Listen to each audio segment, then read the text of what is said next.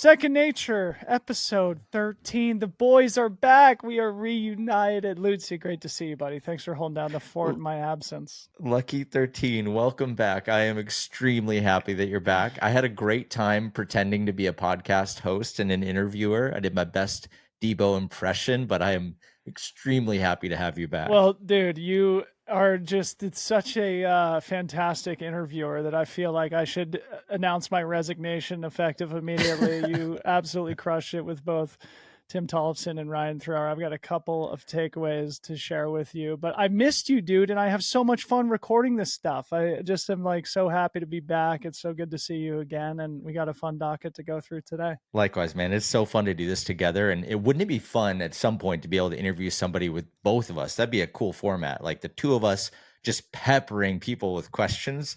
I feel like that'd be a good one. Well, we'll talk a little bit about my trip to Europe, my race, some fun other serendipitous things that happened while we were away. But maybe first I'll just share a couple of my takeaways from the two episodes that I missed. And of course, I did miss those because of my trip to Europe. And you happened to talk to two of my favorite people in trail running, Tim Tollefson, Ryan Thrower. Ryan, as you know, and as you talked about, is my right-hand man, my business partner, the dude that I go to work with my hard hat and lunch pail every day.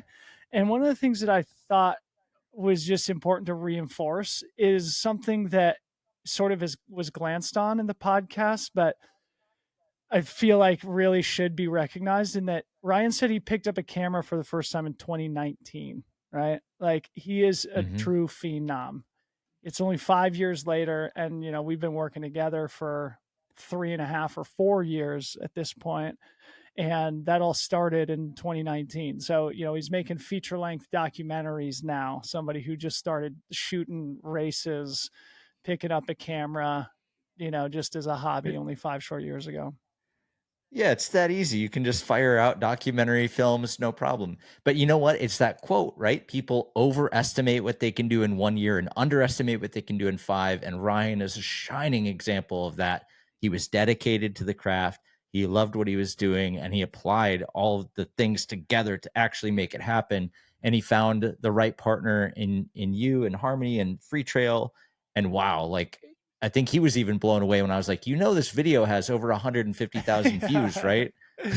Yeah, he didn't know that. But I loved what he said also about, you know, when you're practicing a craft or when you're trying to get good at something, do it every single day, you know, and it's not long until you stop feeling like an incompetent and you start feeling like a capable creative in his case. But that applies across all different pursuits in life, whether it's sports, business, career, family, etc. Do it every single day, make it a habit till it becomes second nature. Right, Lutze? Ooh, nice. You got two dads on the podcast here. Go. I'm sorry in advance.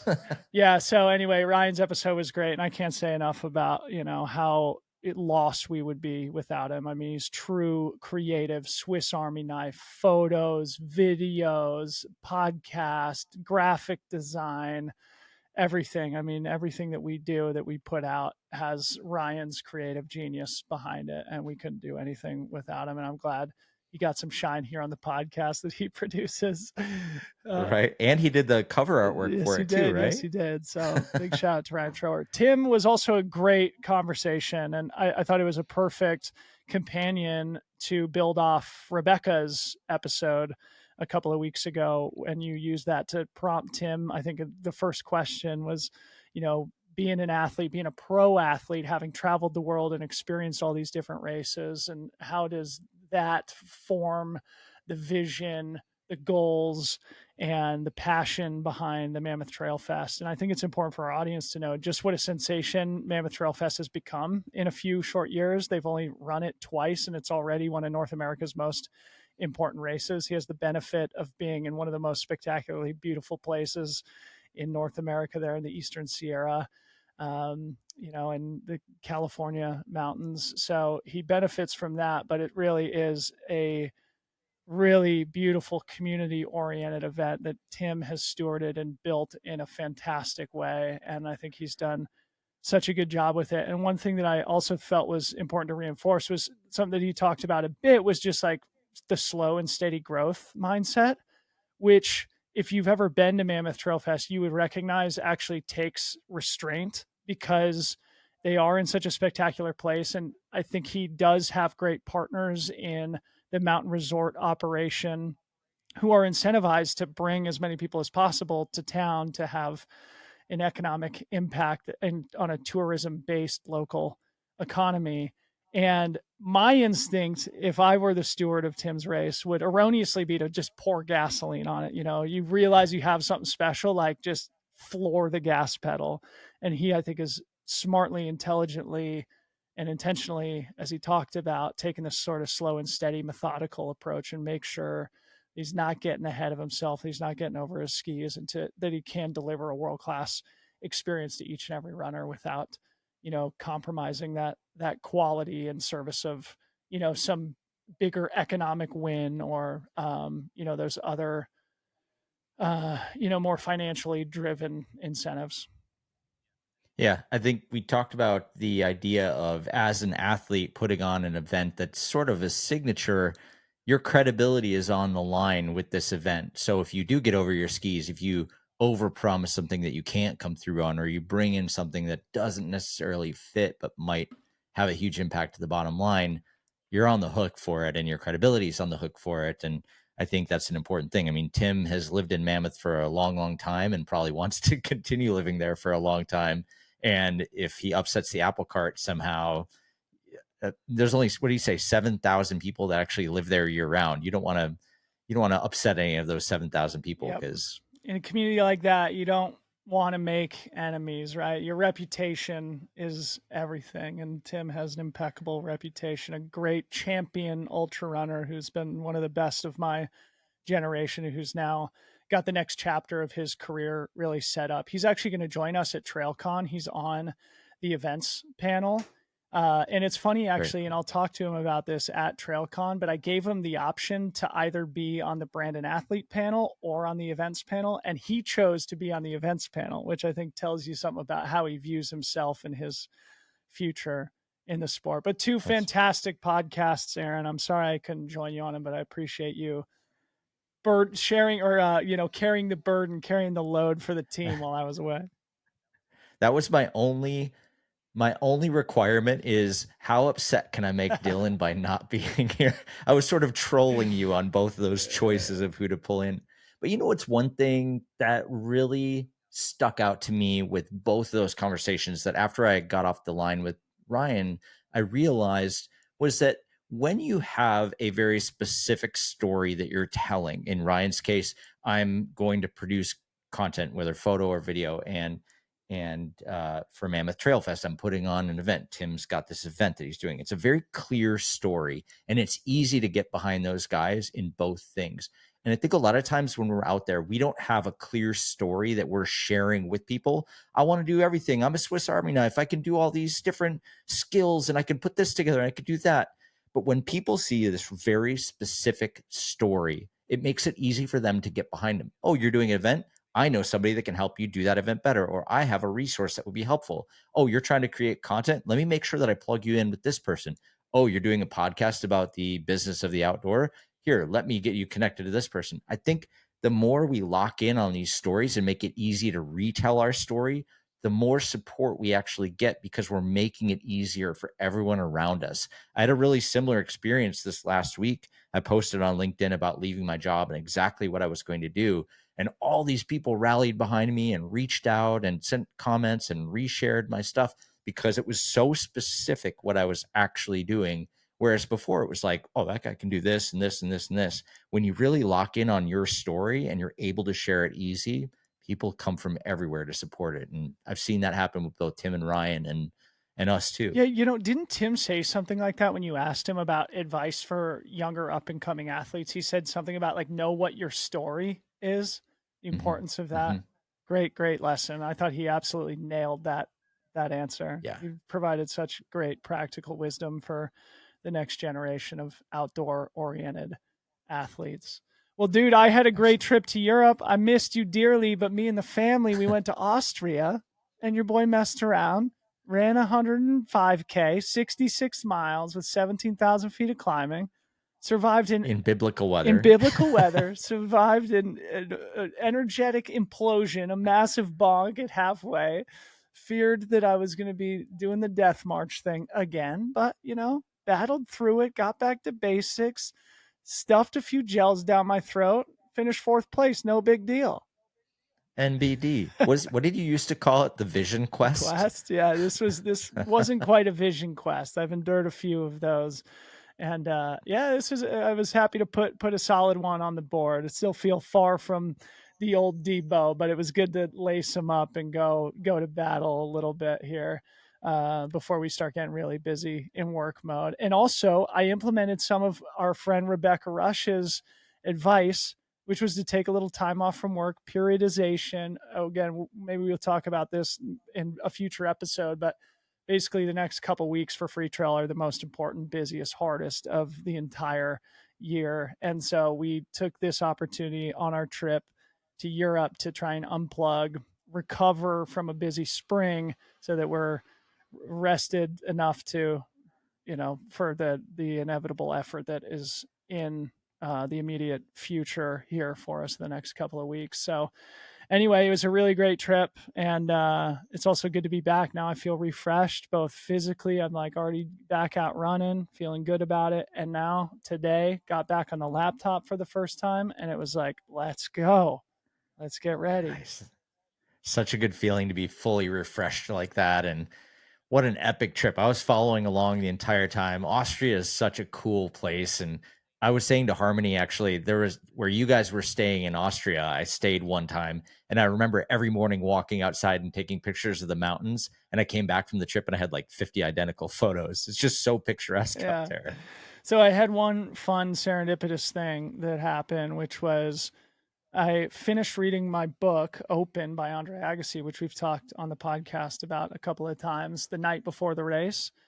And a similar thing happened the night before my very first ultramarathon in 2008. I finished reading Born to Run before my first 50 miler, my first ultramarathon. And of course, 22-year-old Debo was ready to run through a brick wall after closing the book that night and crawling into the back of my Jeep to try and get a few hours of sleep.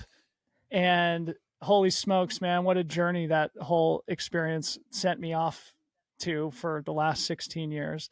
And finishing Andre Agassi's book the night before Mozart was sort of similar, but in a very different way, because the closing pages, as you'd probably assume, are about sort of him closing the chapter of his athletic career and retiring and stuff. And I was just thinking like, oh man, like this is so poetic. This is like so meant to be. I hope this isn't like my official retirement. And anyway, that was in the back of my head, and a fantastic book for any athlete to read, but felt poignant to finish that book up the night before I went out to, sort of peel the Band-Aid off and get back to racing myself. Yeah, plenty of time to think about and digest that book on a 106K run too. Totally. The cool thing was though, and I told you about this, was that after the race, Harmony and I, we were just taking a little time off from work. We were spending the extra week there in Austria, unplugged. She found some cool hotels to stay at. We ended up in Leogang, Austria, a place that you know well. And it just so happened to be that this tiny little mountain town in Austria was hosting a UCI World Cup for mountain biking, something that I know you've attended in the past, and events that I know you know a lot about. So tell the audience a little bit about the World Cup stuff, your experience at Leogang, and then I'll share a few of my takeaways. The wildest story from that race on the UCI circuit is actually from 2015. Aaron Gwynn broke his chain out of the start gate. And obviously in a downhill mountain bike race, you want to be able to pedal a lot so you can go super fast and cross the finish line before everybody else. Somehow he snaps his chain right out of the start hut and kind of pumps the bike around the corners and over jumps and stuff, gets enough speed that he ends up winning the race. Everyone else has chains. Aaron Gwynn doesn't need chains. He beats everyone, and it's still probably the most incredible race run of all time. or at least top 3, but I think it's probably the most incredible race run of all time. Winning on that level, minus one thing. It would be like if you decided that you weren't going to wear socks or shoes. Right. I'm It's going to go shoes. ultra. Yeah. It's like Yeah. your shoe falls off in the starting in the starting chute and Right. you win the race. Yeah, that's a perfect analogy. Holy smokes, dude. What a phenomenon. What a spectacle it was. The whole World Cup vibe around it. Yep. And again, it's this Yep. tiny little mountain village, pretty far from any major metropolitan area. You're probably 2.5 hours from Munich, Germany there, maybe an hour and a half from Salzburg. So a pretty remote place. And what an incredible venue, and what athletes these people are, especially the downhillers. Like, what an incredible mix between psychological toughness and fearlessness and physicality. Like, to Yeah. survive those courses, I'm sure, man, you've got to battle some real fear demons when you're standing, at the top of those incredible runs. And then, simultaneously, it takes a physical toll to send it downhill so fast. I mean, you got to be on the gas for about 4.5 minutes, just full blast, pedaling as hard as you possibly can, but then not overcooking corners and making sure that you stay on top of these little rock sections. And what's really interesting is that the riders will walk down the course and kind of memorize what they need to do and when they need to do. And they need to be right on the razor's edge of being on the outside of this corner and over the inside of this part. And they have all these things memorized for a 4.5 minute stretch of time. It's a lot mentally to do in addition to the physicality of it, like you mentioned. What also happened in the last couple of weeks was an event called Red Bull Hardline, which the whole premise of the event is actually to make the most difficult downhill race ever. And if you look at the track there, it's these huge razor sharp rocks just pointing in every direction and massive 90-foot gaps. It's basically an exaggerated version of what you saw in Austria. And before the event, they had actually toyed with this idea of having a giant canyon gap with a legit drop. There was this huge jump. And anyway, it didn't go that well. Somebody tested it and there's an epic photo, but it didn't go that well. Thankfully, they're okay. Got a concussion out of it, but which is not ideal. But they decided to scrap it for this year. But will it come back? I don't know.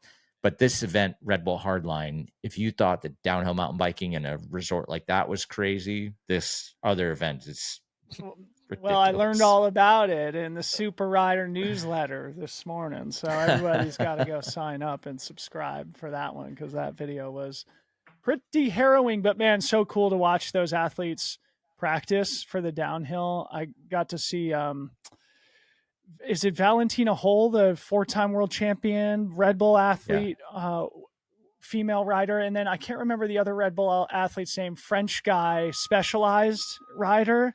Oh, Loic Yes, Bruni. Loic. Yeah, so Yeah. he was up there practicing too, and both of whom the Red Bull helmet sort of gives it away, but you could sort of tell, like, okay, these guys are good. And so after the fact, Harmony and I looked him up on Instagram, and that was one of the things I wanted to bring up here is like, holy smokes, like, I guess I didn't really appreciate how big mountain biking is as a category coming from the trail running world. But both the athletes that we just mentioned have somewhere in the neighborhood of 500,000 Instagram followers. Mhm. That's like bigger than Courtney Dauwalter. And to me, being at this UCI World Cup, it really reinforced the reality that mountain biking and cycling in general is a much more mature industry than trail running is.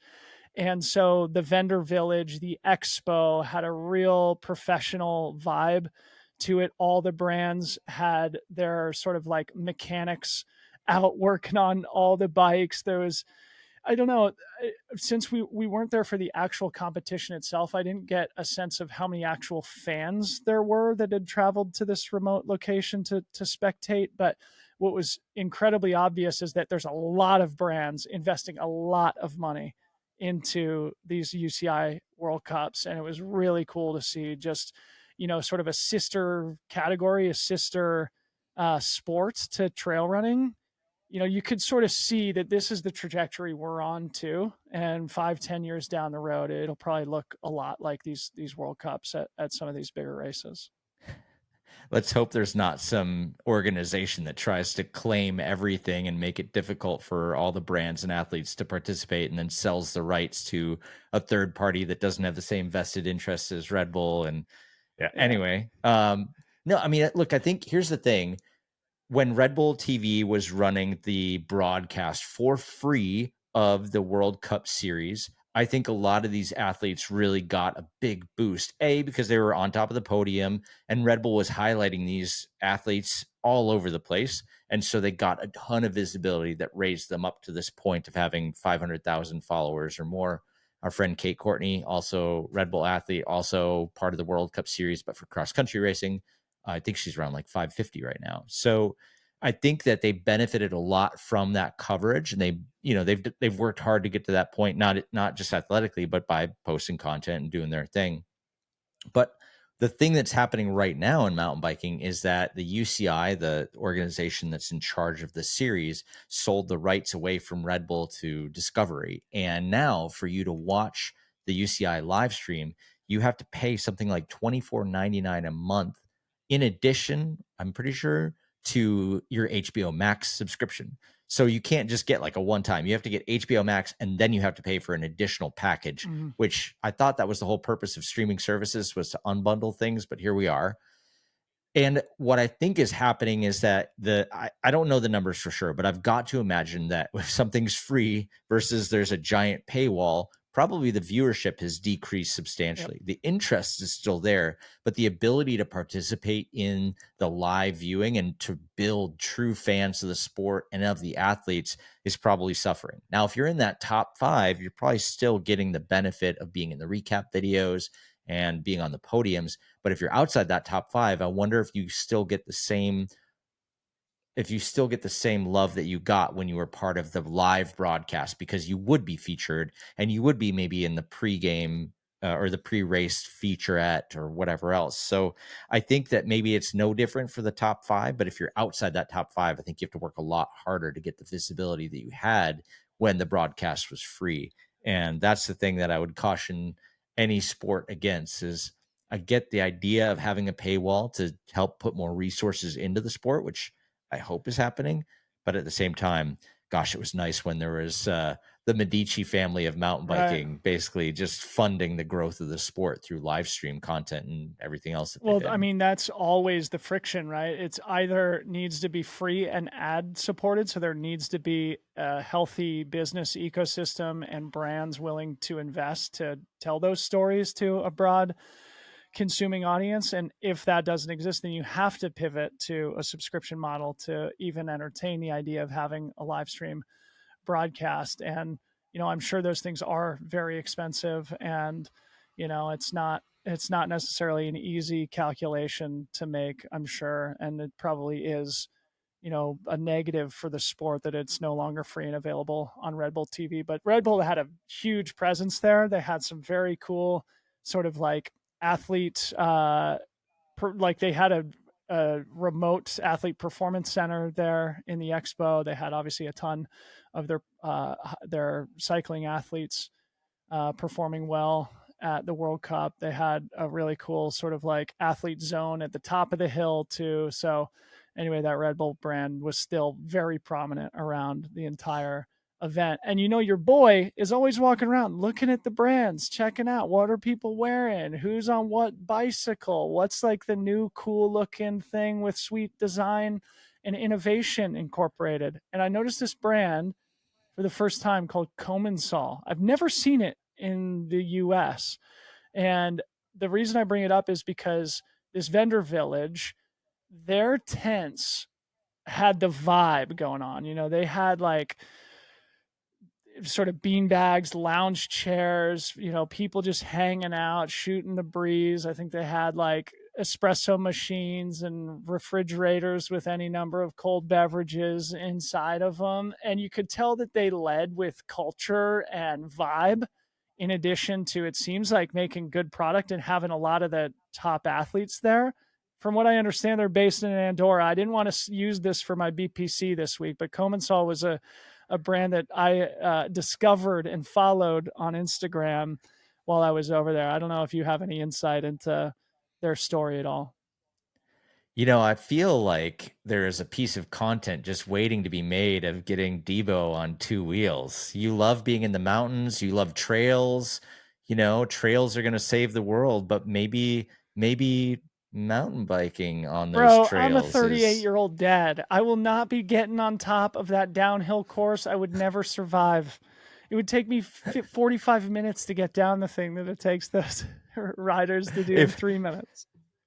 if only there was a YouTube channel that could teach you everything you need to know about riding bikes at There we that go. level. Yeah, you could be my coach. How the tables have turned now, Aaron. Since your ultra running I career, got now you. I'm getting into mountain biking. We'll get Commensal to sponsor me. It's a cool brand, though. It seems like, yeah, based in Andorra. They make ski equipment. It seems like they're sort of getting into the apparel space now. I loved just like the kits they made for their athletes. Their bikes look cool. The vibe that they were putting out at the expo was top notch. So cool brand for our friends to check out. Anyway, I'm gonna two wheels. two It's happening, wheels. man. Honestly, I feel like a lot of people your age are getting into mountain biking right now because, to be honest, it is a very expensive sport. To get like a legitimate mountain bike is starting at a couple $1,000s. The bike I actually got this week is from Marin. That bike is a $3,200 bike, which is really reasonable for a proper mountain bike that can do everything right out of the box. But some of the mountain bikes are, $8, $9, $10,000 or more, and the e-bikes even more. So I think it is a lot of people in their mid to late 30s, early 40s, or even older that are getting into mountain biking because they can afford it and they have the time to actually invest in going to the trails and doing that. I see that a lot on my channel specifically. People saying like, "Oh, I used to ride BMX when I was a kid, or I used to do this, and now I'm on a mountain bike and I absolutely love it." And I think actually that's like a big group of people that are coming into the sport right now. They're a bit older because they can afford to spend the time and money to get involved in mountain biking. So you're right there in the target market, I'm in the buddy. demo. Yeah, and yeah, clearly there part of what I was saying in that it feels like a more mature market is that it's just a bigger economy, yeah, and the equipment necessary comes at a much higher price point and therefore demands probably a wealthier participant in order to actually be interested in that pursuit. We've got a few other bike related things to touch on today. There was some news about Red Bull Rampage, so we'll talk about that first, and then I want to talk about Unbound Gravel. But tell the people what happened at Rampage, because this is an event that I know you worked on a bunch during your tenure at Red Bull, and this is a big, exciting piece of news. Yeah, big news this week or last week. Red Bull Rampage expanded to being a 2-day event and they added women into the event, which has been something that has been called for a long time and a huge win for a lot of people who've worked really hard to get to this point.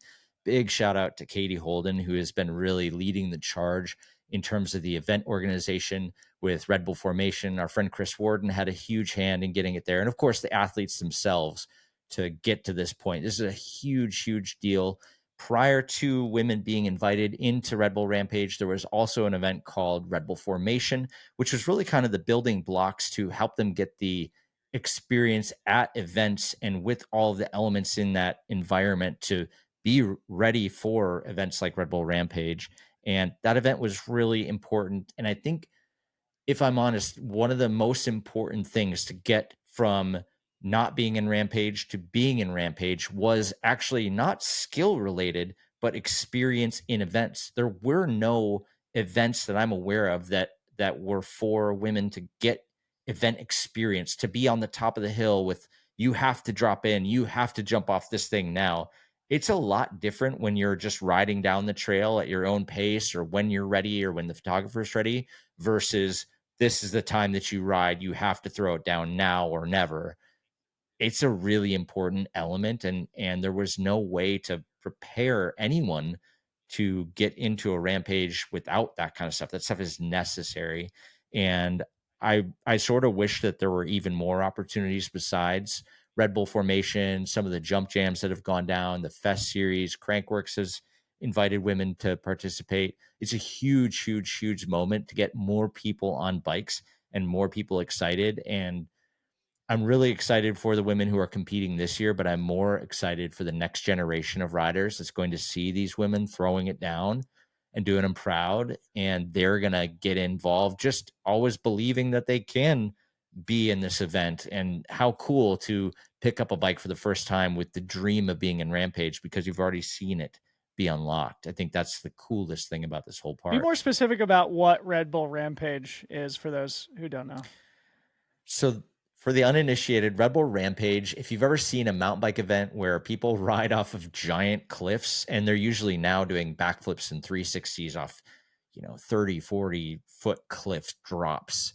They have to put a run together top to bottom, and it's a 2-week window. So the athletes go out there with a dig team of 2 other people, and they dig their line into the mountain, and those lines could have jumps, they can have gaps, they can have real technical difficult riding bits in them, but they have to kind of design what their run is going to look like, and then they sculpt it out of the dirt, which is not a small feat. It is almost the entire window of the event is just building a line and getting it right with your team. And a lot of times the riders will collaborate on certain parts of the line together so that they're all working together to make these individual lines happen down the mountain. And then and then there's actually a rest day where everybody's like mandatory rest. You can't ride, you can't work on your course, you have to go chill for a day.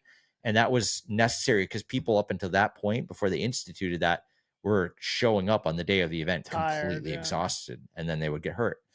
And so Red Bull's done a lot of interesting things to really make this event focused on the riders so that they can do their best performance on the day of the event. And I think the 2-day format is only going to add more to that, to give them more time to get the job done. Because not only is there the pressure of riding the scariest lines imaginable, and these guys are the most uh, decorated riders on the planet. And I've been there at the top. They are shaking. They are nervous to drop in, and they are relieved when they get to the bottom.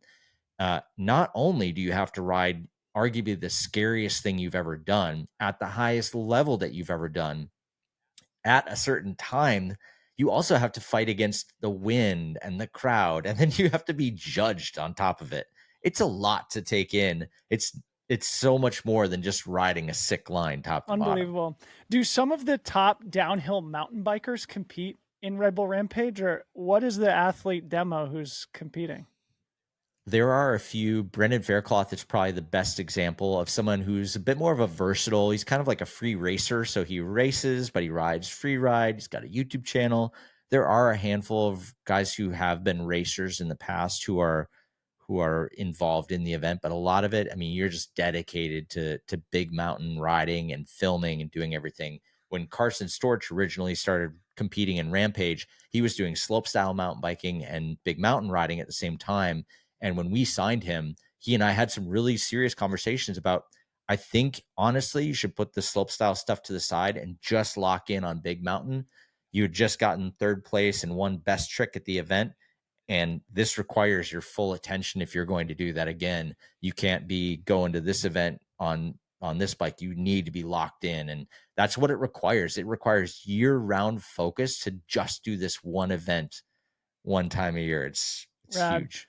So you said Kate may potentially join us on the show to talk more about it, but that was a good synopsis of the big news in the mountain biking world, that there will be a female category at Red Bull Rampage starting this year, I guess, huh? Yeah, and just a few things to add in there. So there are a bunch of female mountain bike free riders that have been signed by Red Bull and some other sponsors as well. This category is continuing to evolve. There are more riders coming into it. There are more events that are becoming available. And again, this is sort of what I alluded to before. The invite to participate in Rampage, I really think there needed to be solid infrastructure like Red Bull Formation, like Crankworks Women, to give everyone a chance to really develop a lot of event experience to match their riding experience. They're amazing riders. Hannah Bergman is insane to watch ride. She's incredible. And every other rider that will be on that start list absolutely deserves to be there. But in addition to being some of the gnarliest riders on the planet, what they really, really needed to build was more time in these event environments. And that's exactly what Formation was created for. And Katie Holden had a huge hand in bringing that to light and putting that together. And more things have popped up. And again, it goes back to the point we were talking about before, is once you have this story, people know how to get involved. And so once the flag was in the sand with formation, then brands started coming on board, more events started popping up, more invites started coming together. Women are riding Red Bull Hardline, which we talked about is the gnarliest downhill event that you can be a part of. So it just continues to grow and continues to build, and people are getting event experience now, doing so many different elements of freeride mountain biking. And that's the most exciting thing, because the end result of all of these different things, Rampage, Crankworks, whatever, is more people on bikes and more people getting excited for different ways they can express themselves on two wheels. And that's truly the coolest thing.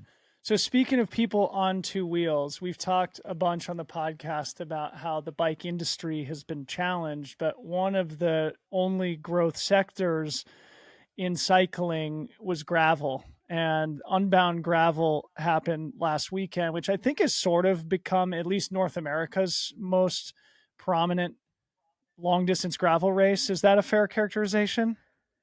It's a big one, and the Gravel Hall of Fame is there as well. So it's definitely the epicenter for a lot of gravel things. So random location, Emporia, Kansas becomes the center of the gravel racing universe for at least a moment in time every year. And there was a couple of stories from this that I thought would be fun to riff on, most notably Lachlan Morton winning the 200-mile race, which is sort of the premier event at Unbound. There are other distances that athletes compete against or compete on, but the top athletes, it seems like, mostly target the 200-mile race, which is also on the Lifetime Grand Prix. We've spoken about Lachlan here on the podcast being an example of that artist athlete. And like you and Tim talked about on the podcast, and like you've mentioned a bunch of times, the difference between sort of a project athlete and a performance athlete. It seemed like Lachlan was sort of evolving into more of a project athlete, but here he is winning one of the biggest races in the world in pretty spectacular fashion. So I wanted to give a big shout out to him. Ted King, our mutual friend, I just published a podcast with Lachlan on his show, King of the Ride. I haven't had a chance to listen to it yet, but looking forward to hearing Lachlan's thoughts after that incredible performance. Anything you want to add on Lachlan?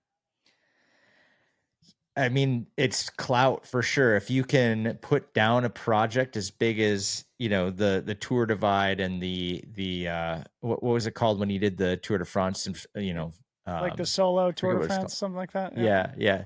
If you can do that and you can turn in big results, like you're doing every single bucket imaginable, that's your best case scenario. But wow, is that a lot of effort to be able to do both things on that level? You're at the top of the pile if you can be both a project or a performance athlete. That's usually it's one or the other. What a compelling character. Don't know him personally, but I've followed him for a long time and really appreciate the spirit that he brings to the sport of cycling. I also wanted to give a couple more shout outs to two athletes who I think just exemplify what it means to be a 21st century pro, and who are also very interesting in terms of their own personal stories and approaches to the sport. Heather Jackson was 5th in the women's race. This was sort of like her big gravel breakthrough. She's been racing on the Lifetime Grand Prix for the last couple of years, but I think has always had a hard time like making that break group and, hanging on the wheel of the front pack, finishing 5th at Unbound in what was sort of like a pack sprint finish. She's only a couple seconds away from winning the race at that point in a 200 miler. She's a former professional Ironman triathlete. She's also a professional ultra runner now for Hoka, top 5 at Unbound. She's one of the favorites at Western States coming up here in a couple of weeks. So one of the storylines for me is if Heather Jackson goes top 5 in Unbound and Western States in the same summer, how incredible would that be as a story for a professional athlete? That's incredible. That's like the Bo Jackson of endurance sports right there. Yeah, the Coach Prime, the Deion Sanders of endurance sport. And then our boy Payson McKelvin, figured we'd give him a quick shout out. He was 8th in the race. He's 2nd in the Grand Prix. He put up a really nice post today or maybe it was yesterday, just sort of about navigating the low points of injury and underperformance that he's sort of gone through in the last couple of years. He's back on top. Shout out to our boy Payson. Check out the Adventure Stash. And so that's what I wanted to sort of highlight. Both Heather and Payson are also creators too. They do such a good job of sharing their story, being approachable. And of course, Lachlan Morton, we've spoken about him at length, doing the same thing.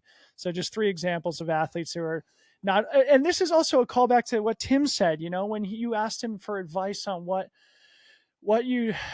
advice he would bestow on the next generation. The first thing he said is like, go all in on the sport. Like you have to actually be a practitioner. You know, you can't just be an Instagram guy. You can't just be like, you know, doing the sort of like ego stroking public content creation. You know, you got to be good at your craft. But also, yeah, when you tell a great story, holy smokes, does it touch, you know, the lives and emotions of people around the world in ways that you can't predict. Lachlan, Heather, Payson all do that so well. Can I give you another story from Unbound that I absolutely love? This was actually going to be my BPC at one point, but there was a group of 3 guys, and they're from a company called Rodeo Labs. And Rodeo Labs, you would love these guys. They do bikes, but they also do apparel. They kind of make whatever they feel like making, from the way I can discern. But they went to Unbound, and they went to Walmart and picked up 3 beach cruisers, and then they rode Unbound on beach cruisers and documented the entire thing, and it is hilarious. See, yeah, so many different ways to enjoy these outdoor sports, and you know, hopefully that helps them carve out a niche or discover what their story is, you know, and do something that perpetuates positivity into the sport and into the community. Isn't it so funny how we sometimes overthink what we need to accomplish a goal? Like, oh, I got to get the right tech gear, everything. I've got to have the right seat post and the right shoes and the right pedals. And then these guys go get Walmart bikes and do the same race as everyone else. I think I love that. I love the anti-hero, the anti-brand, the anti, the reverse of everything. And this is exactly that. Like, you can still have a really great time. And I would argue that these guys probably had a better time than most at Unbound. Definitely memorable. And did it on a $198 bike. Yeah. Like, perfect. Beach cruisers. Why not? So cool. Well, hey, you know, we've spent so many episodes lamenting the state of the bike industry right now, but here we are starting our episode with UCI World Cup, Red Bull Rampage, Unbound Gravel, a lot of exciting stuff happening in cycling right now. And it seemed to me, at least from my brief interaction with the sport over there in Austria, that it's in a decent place. The brands seem to be doing okay. The athletes certainly are performing at a crazy high level. And hopefully that will trickle down to the industry, to the economy surrounding it. Also, moving on, another brand that we've talked about at length here on the podcast, On Running. I think they're just being known as On now because they have expanded outside of running. There was a great article in the Business of Fashion, a publication that I subscribe to. I'm a paying subscriber of Business of Fashion. They wrote an article about this, although they basically sort of collapsed that article into an Instagram post that you can sort of get the gist of the entire article just by scrolling through a few slides. So I figured we use this as a prompt to talk about what's happening at On, and then use that also to talk about what's happening in the sportswear economy more generally. So Lutze, I'm going to share my screen here. So to our viewing audience, and if you only listen on the pod, you got to go subscribe to our YouTube channel. Check out what we're doing over there. And if you do, you'll be able to see these charts that Business of Fashion published on their Instagram account. Here we go. Hey, we're like 5 subscribers shy of 500 right now. Are we really? Holy smokes. Yeah. Now would be a good time. All right. So if you're not watching us on YouTube, I'm just going to do a little quick reading here, and then I'm going to pass it to Lutze, and we'll go back and forth on what some of the implications are here. So again, this is on Business of Fashion's Instagram page. I'm just going to read the caption for our listening audience here. What they say is the sportswear market is increasingly split into two camps. On one side are the incumbents, household names like Nike, Adidas, Puma, and Under Armour, with global name recognition built over decades and sales to match. On the other side are challengers, a cluster of sportswear brands angling to take their place alongside or instead of the incumbents. This group includes newer names such as On and Hoka, but also brands like Salomon, which traces its roots back to the mid 20th century, but has only recently become a household name. The challengers exist across almost every major category, whether athletic footwear, active, or technical sports gear. Lululemon, which arguably kicked off the challenger era when it crossed $1 billion in sales in the early 2010s, is by some estimates the biggest U.S. women's apparel brand, period. Challengers are also present in most geographies, whether it's China's Anta and Li Ning or Kenya's Enda. No single challenger poses a threat to Nike or Adidas. Even Lululemon has a 2.4% share of the overall sportswear market, according to new report by RBC Capital Markets, compared to Nike's 17%. But collectively, these upstarts are making a sizable dent. So they are basically making this argument, obviously, that it's the incumbents versus the challengers, something we've talked about on the podcast here a couple of times. They have data to back this up. First and foremost, the first graphic just shows the expected compound annual growth rate of the sportswear ecosystem between now and 2027. So over the course of the next 3 years or so. And it looks like their predictions are that the sportswear market will eclipse 500 billion in annual sales globally by 2027. Just staggering numbers that are hard to contemplate. So that just sets the context for what is more the meat of the point that they're making here. The challenger brands are En, Fuego. Lutze, do you want to sort of talk us through this graphic here? Yeah, On Running, from the way this looks, has a 20%, 26% compound annual growth rate, which means that they are just priming the rocket ship to take off.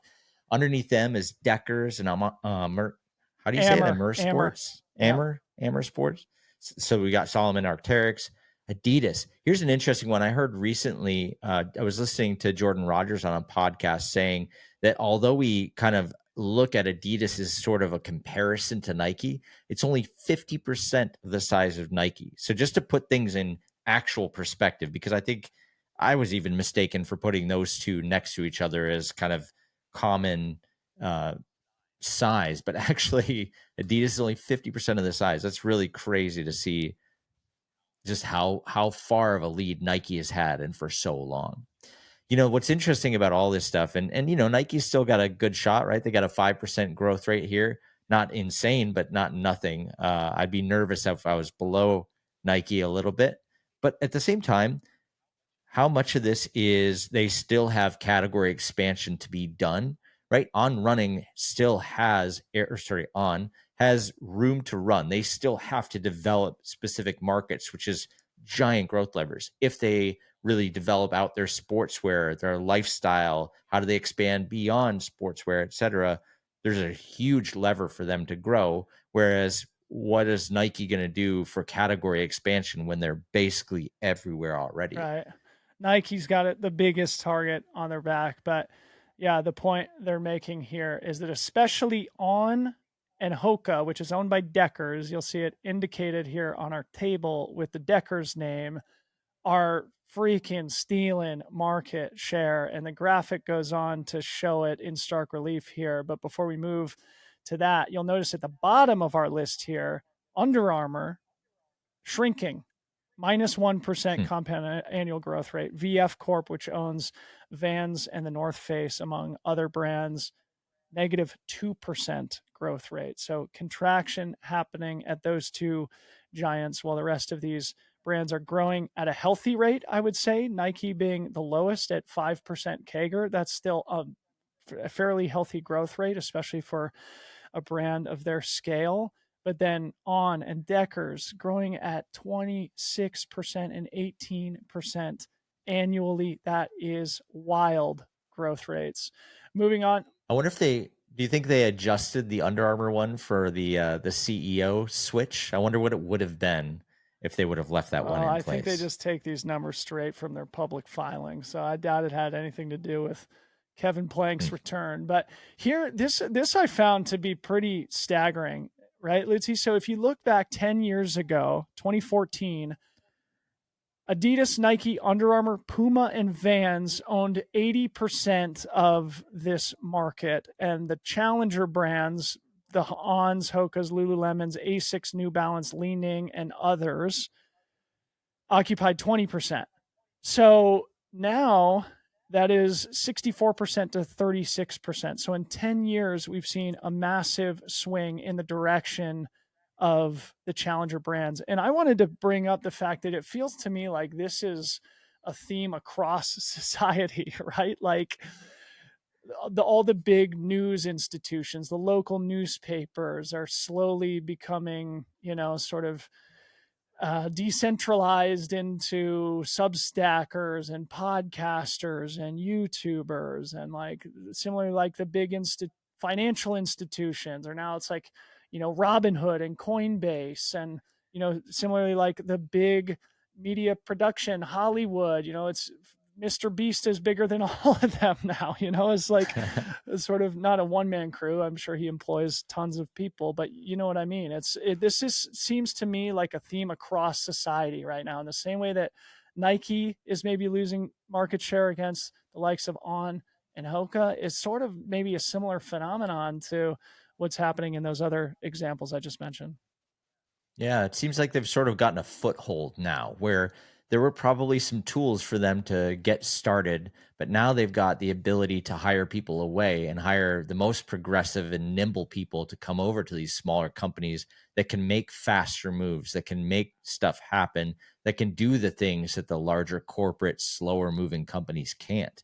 And I'm sure that's probably what's helping build that momentum there as well. In the same way, like you said, with media, the older established media brands out there have to, kind of stay on their task, and these newer media brands can just post anything whenever they want without any repercussions, and they can grow faster and they can use every tool at their disposal. So I feel like there is advantages for these challengers, and then they can pour fuel on the fire by hiring the best away from the Nikes and the Adidases.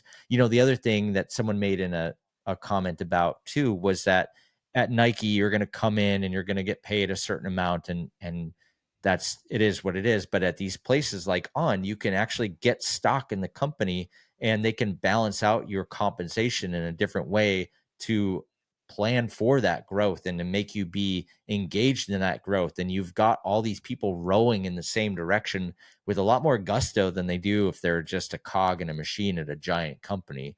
And I think there's something to be said for that as well. You know what this makes me want to do, Lutzy, because I'm a big dumb idiot? I need to start a challenger brand. That is my lifelong goal. That is what I will be doing eventually in my life. I just need to have that on the record because I can't stop.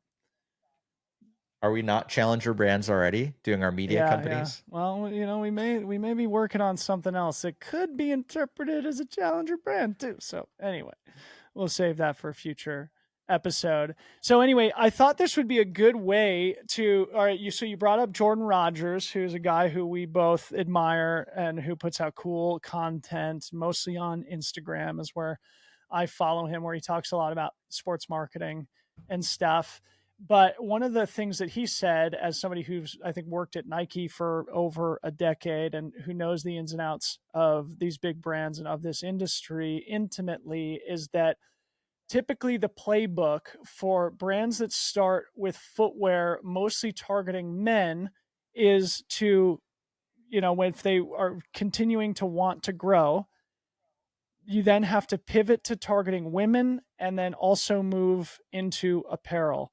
We mentioned On Running, or On as we'll call them, is growing at 26% annual growth. At that point, they probably know, hey, it's going to be hard for us to sustain this growth rate. We have shareholders, investors who would probably like us to sustain this growth rate. How are we going to do it? Maybe pivot into women and apparel. Lutzy, the floor is yours to tell us about the big news from On this week. The big news, and I don't actually know if it's Zendaya or Zendaya. I'm an idiot when it comes to culture, but I heard Jordan say it Zendaya, so we'll go with that one. Uh, she is now the new face of On Running, and they put out a film together and announced their partnership last week. There have been, I believe, 9 total Instagram posts on Running's account about the partnership. And this was a huge move, doing exactly what you said, announcing partnerships outside of sport and announcing partnerships with a woman who, represents so much more than sport. Of course, she was famously in a movie about tennis, I believe, but also, she opens the door to a lot more. And she's come from a background of a lot of high fashion brands. So this is kind of an interesting and exciting move for her.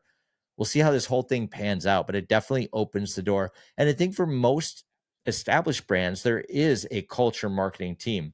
Nike and Adidas famously have worked with all kinds of musicians, people like that who have worked on custom shoes or special one-off limited edition shoes, and they've had athletes and they've had musicians, they've had artists, they've had actors that have been involved with the brands.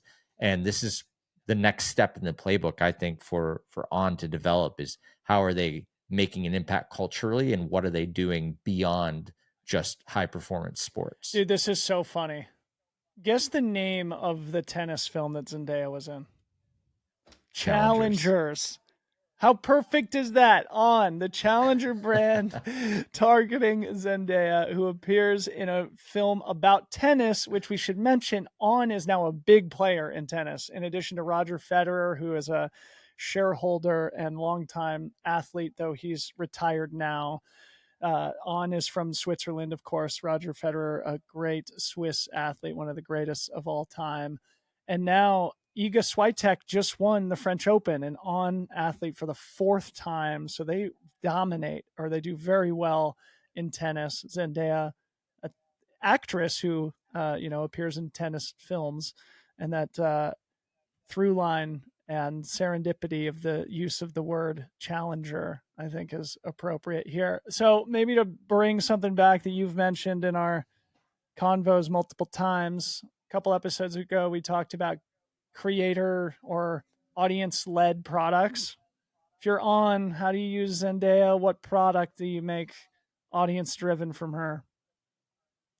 Yeah, her audience is about 100 times the size of On's audience, at least on Instagram. And I think that I'm not sure if it's really going to be interesting to see what comes out of this in terms of the partnership. Will they do a signature line? Will they do any sort of line related to her, or is she just being used for visibility to show the sportswear line that they already have? Is it just basically opening the door to more of their lifestyle brand that they want to get people involved with? I think so far they've absolutely crushed it. I think even this year someone won the Boston Yes. Marathon in a pair Yep. of Ons, right? So from the sports side, like check. We got all this stuff that we need. They're We've got all the crushing it in track athletes. and field too. On is like Yeah, really firing on all on it. cylinders. Yeah, They're on they're it. on it. Uh, so this is the next step for them. How do they become relevant to people who don't care about sports? And this is a great move for them to do that. And they need to do this plus more. They have to continue expanding in this direction. And I'm sure this is only the first step. And what they do with Zendaya will definitely influence how they continue to grow. But this is a great first partnership to put in place, to announce. There's a few little things that, for example, she hasn't accepted any of their Instagram collabs yet. So hopefully it's not off to a rocky start. But I think there's really a lot that could come from this, and she can set the tone for the rest of the partners to come. And what they do right and what they do wrong here will influence that. So if the goal is, as Jordan predicted, to expand from male-oriented audience to grow with female consumers and in apparel, I'd love to know what percentage of the revenue comes from footwear versus apparel. My guess is it's probably 80-20 in the footwear direction. But what a great opportunity to drop some Zendaya collection of an activewear sort of lifestyle athleisure shoe with some sort of, athleisure oriented capsule of apparel at the same time. At that point, you're sort of taking on the Aloe Yogas and Lululemon consumer. You're obviously sort of like trying to, capture some of that market that may fall to a bunch of their competitors, and also in their, I think, greatest hopes to continue that ridiculous kegger that they're experiencing now with their business. So what a brand. Big fans. Big fans. All right, buddy, let's close it down with BPC. You get us started. Sweet. Well, I'm going to keep it the mountain bike theme because here we are.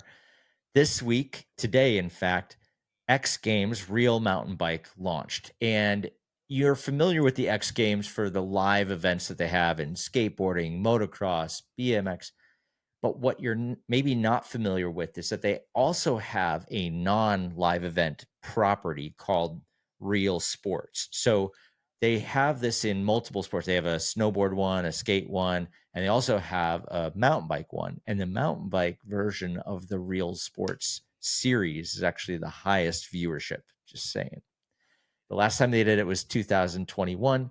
And what X Games Real Mountain Bike is, or Real MTB if you're Googling it, you get a minute and a half to put together the craziest video that you possibly can. And there are five athletes that are chosen to be a part of the event. So it's not like anybody can just throw together videos. You're warned ahead of time. And then the athletes work super, super hard to just have a 90-second video that's just all hammers. So this year it's Tom Van Steenbergen, Dylan Stark, Remy Morton, Matt McDuff, and Cade Edwards. And all 5 videos were released today. They'll be judged, and then the top 3 videos, they'll receive an X Games medal, like if they had just competed in the event. And this is a really interesting way for the X Games to give a nod to where sports have gone. It's not all just about the live event anymore, although there's a ton of value there. They can also reach way more people by also creating this other online competition, basically, and put out incredible content, partnering and collaborating with some of the biggest names in the sport with this series.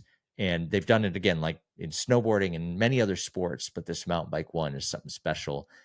And I had a chance to watch all 5 videos today, and my jaw was just on the floor. It's all hammers. Every single rider throws it down, tons of style, scary stuff, just amazing. Very cool. And the X Games is under, I think, new leadership now. They're, I think, looking to a really interesting progressive,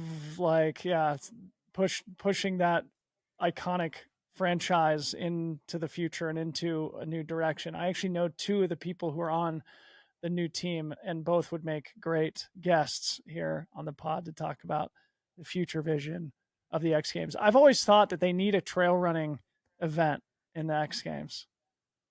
Well, now you know the people to call, man. Let's do this. All right, my BPC, I just want to add a finer point to it. You guys got to buy and read this book, Open by Andre Agassi. Fantastic book. That is an obvious one, but the major one that I wanted to point out, I got these brand new prototypes here from Speedland, Lutze, so I'm very much talking my own book here. For those who don't know, I'm a partner in this brand based out of Portland, Oregon, Lutze's hometown. It's called Speedland, started by 2 guys, Dave Dombrow, Kevin Fallon. It's still only a 3-man team, basically 2 product guys and then a utility guy. His name's Clark Morgan, the 3rd guy that works for the brand now.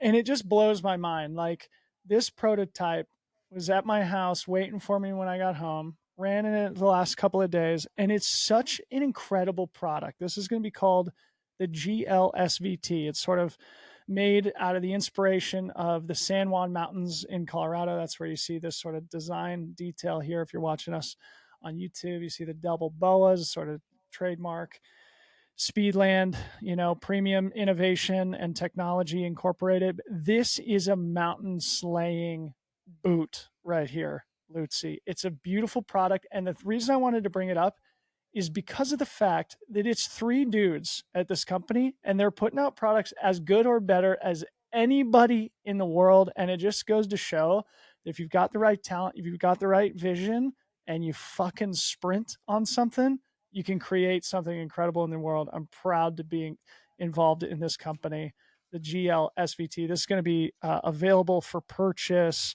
probably sometime in the sort of October, November timeframe this year. And I would encourage our listeners to go check out Speedland on the internet, runspeedland.com or runspeedland on Instagram. So go support a challenger brands, baby. Well, Lutze, it's great to be back on the horn with you, bro. I missed doing it. Thanks for, again, holding down the fort and producing great podcasts in my absence. I loved listening to them on my trip. I'm happy to have you back. Thank you for coming back.